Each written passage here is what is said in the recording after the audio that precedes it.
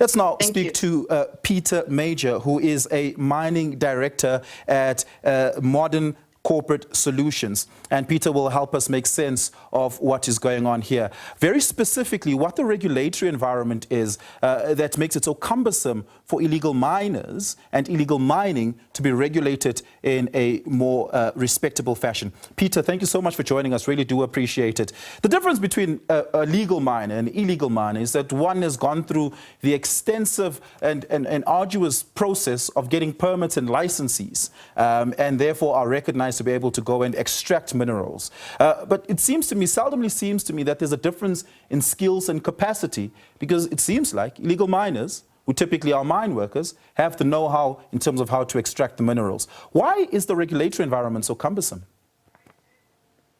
Well, there's a lot of reasons it's cumbersome. First of all, you've switched a mineral rights system that had developed slowly, gradually, and logically over about 140 years, and you just totally turned it upside down in 2004. So you took all the mineral rights away from owners that had spent billions of dollars in planning for the next 40, 50 years. That's how long these big mines last, 40, 50, 60 years. Now you took all their mineral rights away, which meant all their expenditure was worthless. And then you said, well, we'll give you temporarily back mineral rights for maybe 15, 20, 25 years, depending on each circumstance. But you're going to give 30% away to somebody you don't know, and 70% of your expenditure from here on is probably going to go to people you don't know. And we've got this thing called a scorecard. And just everything about the change in mineral rights was so different from what it had been, and it hadn't been thought through logically. So we're reaping the consequences of bad decision making. But this is huge decision changes, not small, huge. You know, this industry was worth hundreds of billions of rands. And to turn it upside down, and then you've opened it up to everybody. You've told everybody you're allowed to go get a mineral right, and you can be a miner. That's like saying everybody's allowed to try and build a space rocket and go into space. Well, I mean, typically, if you would apply for mining rights, you would have to demonstrate the technical capabilities. So it's not a free-for-all. You still have to be competent and capable. Perhaps to consider this, Pete, and I think this is an important consideration, the compliance cultures of those who hold mineral rights, some of them being legacy companies that have up and left and abandoned mine shafts that they had a statutory responsibility to rehabilitate. Why have we lost the compliance culture?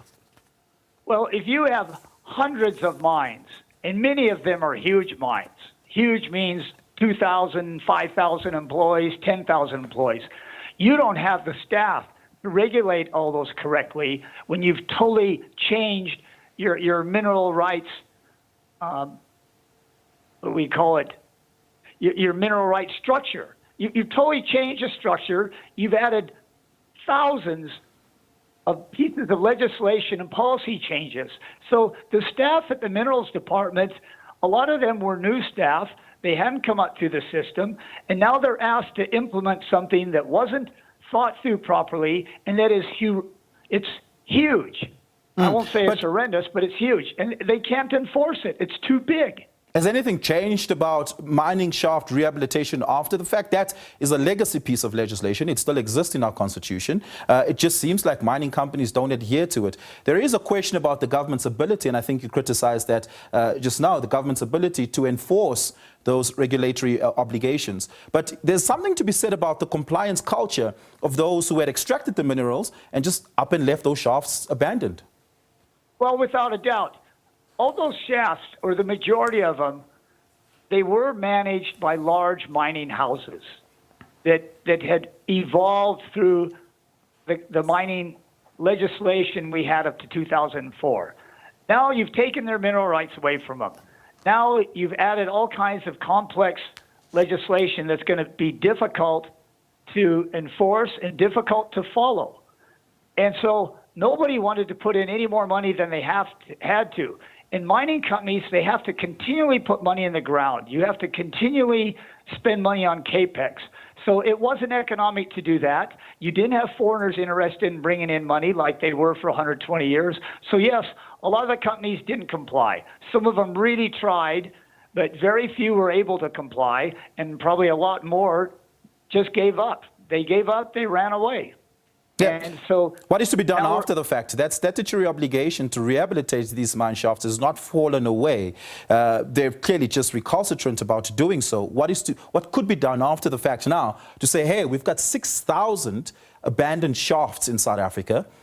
Illegal miners are going into these shafts, hoping for the best, and oftentimes falling into a life of destitution and desperation in trying to get these minerals. But very importantly, becoming subject to the dangers of unregulated mining, such as dying underground. So there's a real humanitarian crisis here. What is to be done about the statutory obligation of mining companies to go and rehabilitate those 6,000 abandoned shafts? Well, it takes a lot of people, a lot of time, a lot of money to chase after mines and the companies that are responsible for those mines. And we don't have the capability to do that.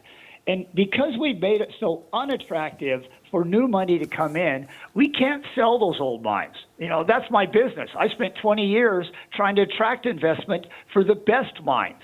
And we have a lot of best mines. We have a lot of very good mines and ore bodies. It's literally impossible to get any money spent on those, foreign money and even local money.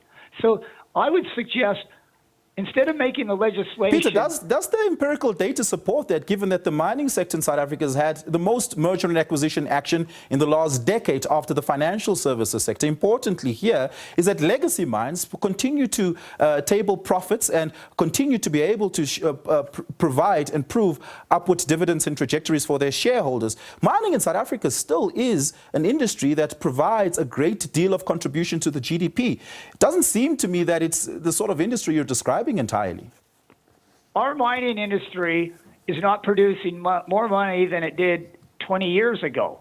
But we have 470,000 employees as opposed to 850,000 30 years ago.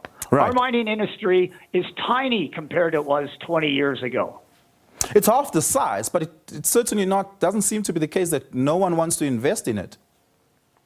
Well, how many new mines have we opened up? You know, we used to be tied with Australia back in 1980. Today, Australia's coal sector is 2.5 times bigger than our whole sector, and we have more minerals than anybody: platinum, gold, diamonds, manganese, iron ore. I could spend all day telling you.